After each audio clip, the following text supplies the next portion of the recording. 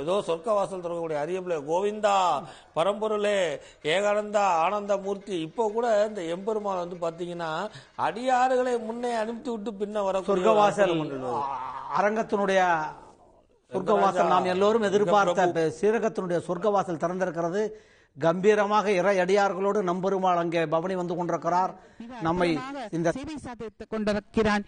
பரமபத வாசல் நெருங்கி விட்டாயிற்று. வைகுண்டத்திற்கு செல்லும் இந்த ஜீவாத்மாவுக்கு இதுதான் வைகுண்டத்திற்கு வழி என்று காட்டிக் கொடுத்துக் கொண்டிருக்கிறான் நம்பெருமாள் மணல் வழியில் எழுந்தருள்வதற்கு முன்னர் நம்மாழ்வார் திருமங்கி ஆழ்வார் உடையவர் ஆகியோர் திருமாலை வரவேற்க காத்துக் கொண்டிருக்கிறார்கள். இதோ வந்து கொண்டிருக்கிறான் அரங்கநாதன். கவரி பின்னால் வீச அனைவருக்கு முன் தங்கக்குடை ஜொலிக்க அவர் வந்து கொண்டிருக்கிறார் நம்பெருமாள்.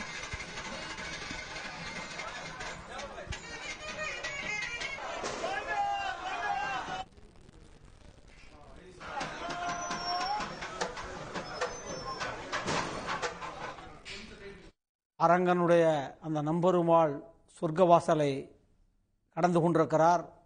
அழகாக அனந்தாழ்வான் என்ற பேசுகையில் இப்போது சொன்னார், மறுஜன்மம் உண்டா என்று கேட்டேன். மறுஜன்மம் இல்லை, மறுஜன்மம் கிடையாது, பிறவி அந்த பிணி துயர் கிடையாது என்று நம்புகிறார்களே கேட்டேன். பாவத்தை கடப்பது பாதையை கடப்பது. மறுஜன்மம் என்றால் நீ வாழ்கிற வாழ்க்கையை பொறுத்து இருக்கிறது. உன்னுடைய இந்த ஜென்மத்தில் நீ எப்படி வாழ்கிறாயோ அதை வச்சுத்தான் உனக்கு கணக்கு இடப்படும்.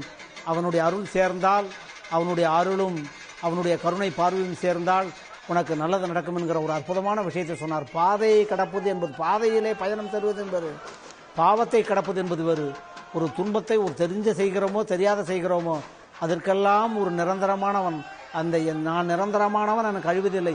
எத்தனை மறை ஒதுகிற அந்தணர்கள், எத்தனை அடியார்கள், எத்தனை செங்கோல கண்ணன் அந்த செங்கோலை எடுத்துக்கொண்டு வருகிறார்கள். ஒரு அரசன், ஒரு படை நடத்துகிறவன், அந்த கதவு சொர்க்கவாசல் திறந்து அவன் வருகிற அந்த இறை அடியார்கள், அந்த பக்தர் குழாம், அதுதான் குலசேகர ஆழ்வார் சொல்றார். இந்த அடியார்களோடு அடியார்களாக, இந்த அரச பதவியை விட்டுவிட்டு திருவரங்கத்திலே இந்த அடியார்களோடு அடியார்களாக நான் என்றைக்கு வரப்போகிறேன் என்கிறார். ஒரு அற்புதமான பாசுரம் எனக்கு ஞாபகம் வருகிறது.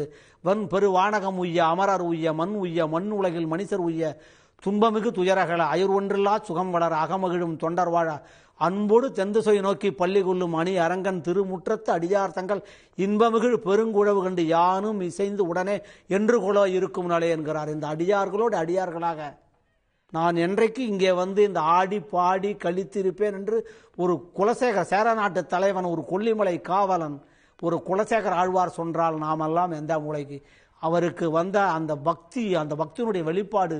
அரச பதவியை துறந்துவிட்டு அரங்கன் அடியார்களோடு அடியார்களாக இன்றைக்கு ஸ்ரீபாத தாங்கிகளாக வருகிறார்கள். நம்பெருமாளை சுமந்து கொண்டு வருகிறார்களே, நெஞ்சிலே சுமந்து கொண்டு, இந்த நாவெல்லாம் நாலாயிரம் நெஞ்செல்லாம் நாராயணம் என்பார்களே, அதை போல இந்த அடியார்கள் கூட்டத்தோடு நான் இருப்பேனா, நான் இருக்க மாட்டானா, எனக்கு அந்த பாக்கியம் எப்பொழுது கிடக்கும் என்று ஏங்குகிறார். தூக்கம் வராமல் ஏங்குகிறார் ஆழ்வார். அவருடைய பாசுரத்தை படித்தால் அந்த எண்ணம் தான் வருகிறது. அந்த இன்பமிகு பெருங்குழு, அந்த இன்பம் கொடுக்கிற, அந்த ஆனந்தம் கொடுக்கிற அந்த பரவசத்தை, அந்த அனுபவத்தை நான் என்றைக்கு அனுபவிப்பேன்? அந்த கூட்டத்திலே ஒருவனாக என்னை அரங்கன் சேர்த்துக்கொள்ள மாட்டானே என்று சாதாரண மானிடர் நினைக்கவில்லை. ஒரு அரசன் நினைத்தான். அவன் இந்த மக்களுக்காக நினைத்தான், பக்தர்களுக்காக நினைத்தான், நமக்காக நினைத்தான், நம் வாழ்வு ஏற்றம் பெற வேண்டும் என்பதற்காக நினைத்தான். இந்த அரங்கன், அந்த அனந்தாழ்வான் சொன்னாரே, அந்த கிளியை வைத்துக்கொண்டு சிங்க நடையாக வந்து கொண்டிருக்கிறான் என்று அற்புதமான பல விஷயங்களை சொல்லிக் கொண்டிருக்கிறார். மேலும் சில நல்ல தகவலை சொல்ல இருக்கிறார். அனந்தாழ்வான் சொல்ல நாம் கேட்போம்.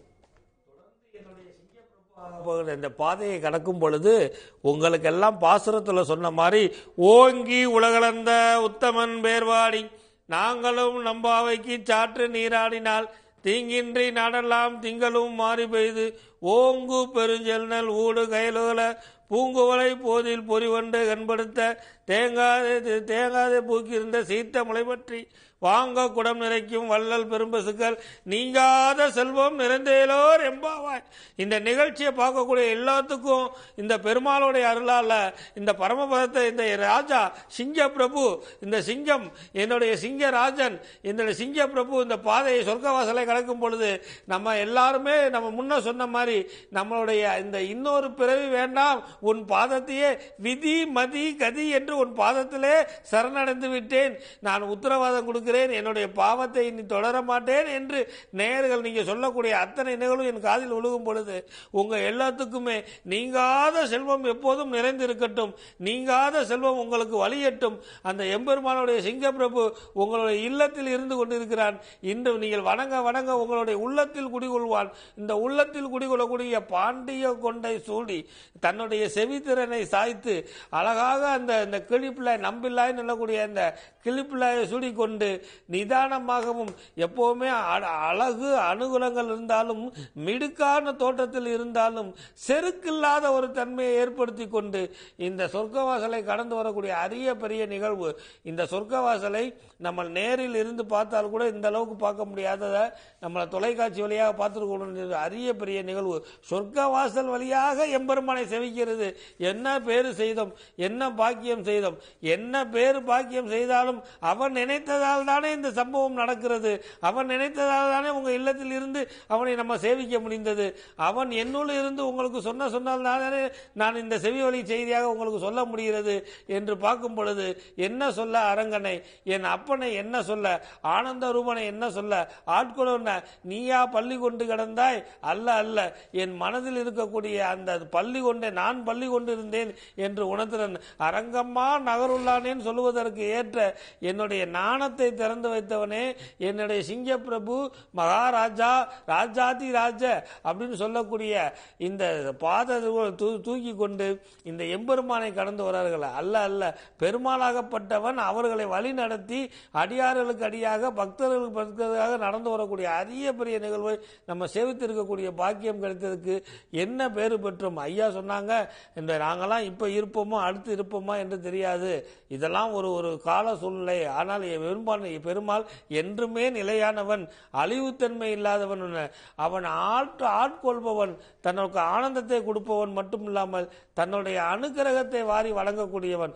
என்னைக்குமே குருவருளும் திருவருளும் இருந்தாலும் அனுக்கிரகா அப்படின்னு சொல்றது, அந்த அனுக்கிரக சக்தியை பெற்றுக்கொள்வதற்காக தான் இந்த பூலோக வைகுண்டம் சொல்லக்கூடிய இந்த பூலோக வைகுண்டத்தில் முதன்மை திருப்பதின்னு சொல்லப்பட்டிருக்கு. இந்த முதன்மை திருப்பதியில் இன்றைய காலை பொழுது மார்கழி மாதம் 15ஆம் நாள் அப்படின்னு சொல்லக்கூடிய இந்த காலகட்டத்தில் பெருமாளை சேவித்துக் கொண்டிருக்கிறோம். அவனுடைய அனுகிரகத்தை பெற்றுக் கொண்டிருக்கிறோம். மேலும் பெற்றுக்கொண்ட அனுகிரகத்தை தக்க வைக்கக்கூடிய பாக்கியத்தையும் என்னுடைய நேயர்களுக்கு மட்டும் இல்லாமல் எனக்கும் தந்தருள்வாய் சிங்க பிரபு என்று உங்க சார்பாக வேண்டிக் கொண்டு அரங்கனை உச்சி முதல் உள்ளம் வரை, அதாவது உச்சியை பார்த்த பிறகு உள்ளத்தை பார்க்கிறோம். யார நம்ம உள்ளத்தில் இல்ல, பெருமாளுடைய உள்ளத்தை சேவித்துக் கொண்டு இருக்கிறோம். அந்த பெருமாளுடைய உள்ளத்தை சேவித்து மட்டும் அவன் பாத கம்பளங்களை சேவித்துக் கொண்டு அவன் வரக்கூடிய அற்புதமான நிகழ்வை பார்த்து கொண்டிருக்கிறோம். உடனுக்குடன் செய்திகளை தெரிந்து கொள்ள சன் நியூஸ் பெல் ஐகானை கிளிக் பண்ணுங்க.